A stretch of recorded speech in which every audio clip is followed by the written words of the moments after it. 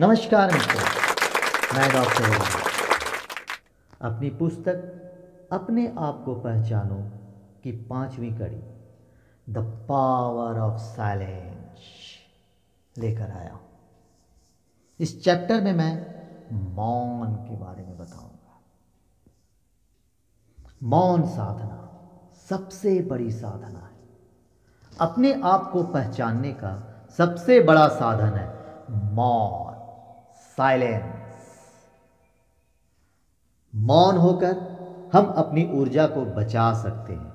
बेकार की बकबक कर या बेकार की बातों में फंसकर अपनी ऊर्जा को बर्बाद कभी ना करें। आपके जीवन का एक पर्पस है लोगों के जीवन में सकारात्मक बदलाव लाना।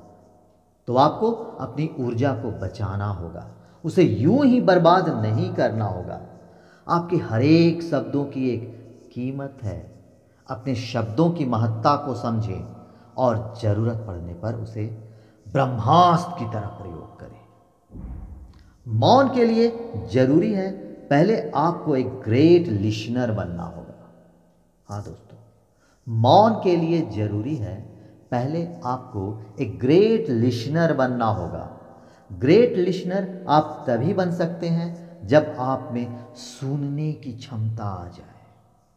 पहले हमें बाहरी आवाज को सुनने का आदी होना होगा। लोगों को सुने, उनके विचारों को जाने।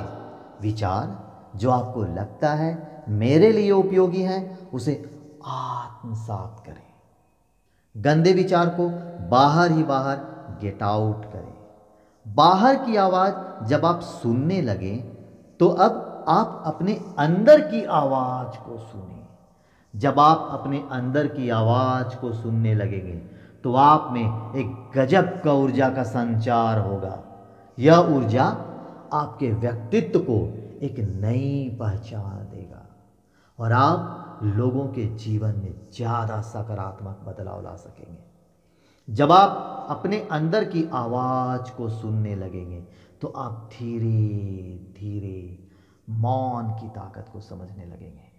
अपने अंदर की आवाज को सुनने की चाहत से ही मौन की ओर आप जा सकते हैं। आपके अंदर का मौन आप में नई ऊर्जा देगा।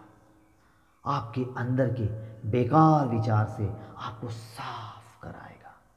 मौन में जाकर आप बिल्कुल शांत और निश्चल हो सकते हैं, बिल्कुल शांत पानी की तरह। शांत पानी में किसी प्रकार का कोई हलचल नहीं होता। उसी प्रकार जब आप मौन में जाएंगे तो विचारों का हलचल आपके अंदर में जो उठता है वह शांत हो जाएगा और एक पीसफुल वातावरण आपके जीवन में आएगा।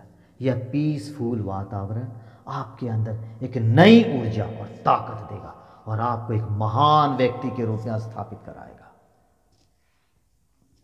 इस ब्रह्मांड में एक अलौकिक शक्ति है। अपने इस शक्ति को यह मौन में रहकर ही प्राप्त किया है। सूर्य की ऊर्जा जो हमें प्राप्त हो रही है, जिससे समस्त पृथ्वी का जीवन चल रहा है, वह सूर्य भी मौन है।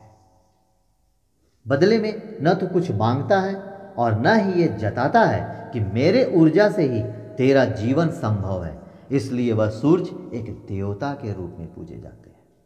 आपको भी लोग पूजे तो सूर्य की तरह मौन होना होगा।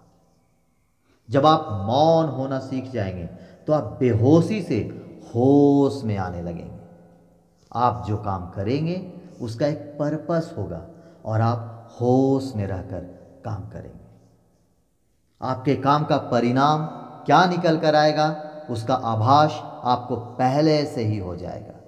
जब आप होश में रहेंगे तो आपके अंदर जो इमोशन उठ रहे हैं उसके प्रति आप सतर्क रहेंगे। आप बेहोशी में कोई काम नहीं करेंगे।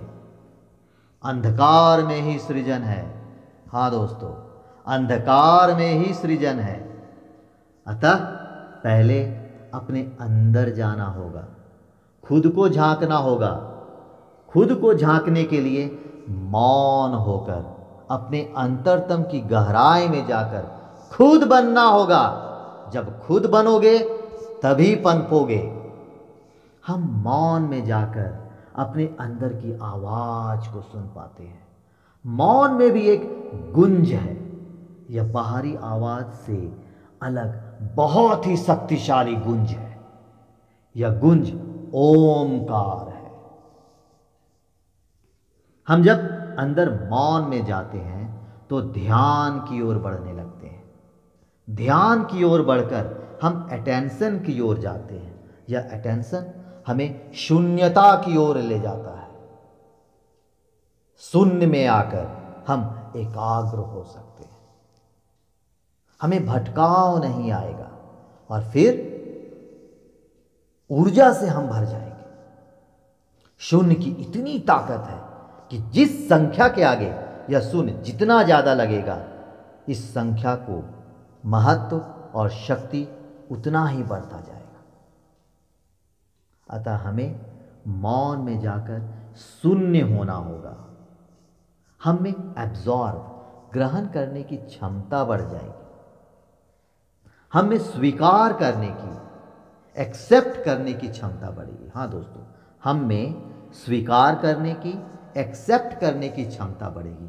सारा खेल स्वीकार करने या ना करने पर ही टिका हुआ है। मौन में जाकर हम इस वैचारिक द्वंद्व से हमें मुक्ति मिलती है और हम अपने इस यूनिवर्स के नेचर के प्रति अवेयर होने लगेंगे और हम अकेले में भी कभी अकेला नहीं रहेंगे, क्योंकि हम खुद अपने आप का सच्चा साथी बने रहेंगे। विचारों की हलचल में कमी आएगी। गुस्सा, नफरत जैसी चीज जीवन से गायब होने लगेगी। शांति ही जीवन का मुख्य लक्ष्य होगा। बुद्ध जैसे लोग इसी शांति के लिए ही मौन साधना की और लोगों के जीवन में सकारात्मक बदलाव लाया। धन्यवाद दोस्तों।